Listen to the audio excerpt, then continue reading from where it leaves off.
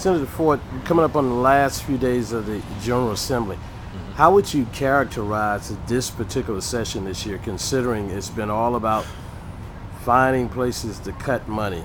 Well, it's a bad time.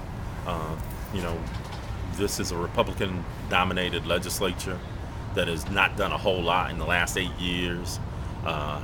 They've cut $2 billion in 7 years from education, pressing down that burden on the local school systems. This year, they're cutting another $2 billion for a total of $4 billion cuts in 8 years. They were cutting from education even when times were good, so now they're cutting in bad times. Did very little on the water issue. They repealed a law years ago that would have put reservoirs in place, but they repealed that, and then we had the worst drought in history. And then lastly, on transportation, they've done a weak and imperfect bill. I voted for it. It helps MARTA a little bit. Doesn't help MARTA as much as it should. So my point is, we have a do-nothing legislature, do-nothing governor and lieutenant governor. So these last couple of days of the legislature are going to be, as they always are, very, very busy. But the problem is that we didn't invest in the state in bad times. And so, in good times. We didn't invest in the state in good times. So now that bad times have come, we're in a real bad situation. How would you say Metro Atlanta in particular, benefited during this particular session, if any, overall? Yeah, sure.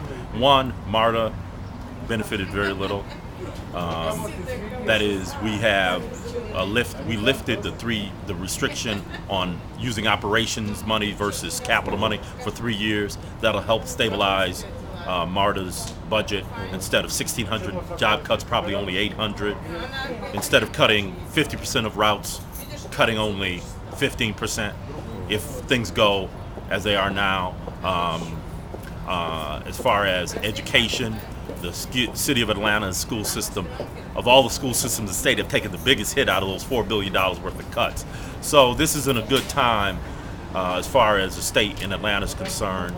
MARTA got a little bit out of the transportation bill, but if there's a new regional transportation sales tax, MARTA won't be able to use that new money for operations. So, and MARTA's the only agency that has those kind of restrictions. So as far as Metro Atlanta, it's not a good report. But one potentially good thing is that there are $11 million in the budget for a science building at Atlanta Metropolitan College.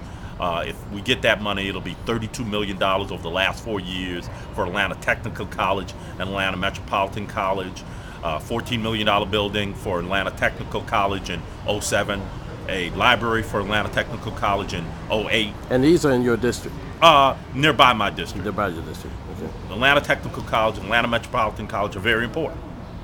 They're very important because the young people who can't get into a Georgia State, can't get into a Morehouse or a Spelman, can go there, can go to Atlanta Technical College, can go to Atlanta Metropolitan College, get a certificate or degree, become a radiologist, a pharmacy assistant, and have a job, a career, support themselves.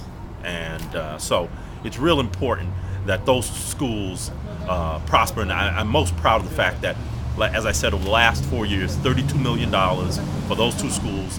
It's probably more money that we've gotten directly for City of Atlanta-based institutions than at any time in the last 30 or 40 years. In addition to those first two projects, in 2009, we got $2.5 million in the budget for architecture and design for a science building at Atlanta Metropolitan College, and knock on wood, we hope to get the $11 million this year to build that building.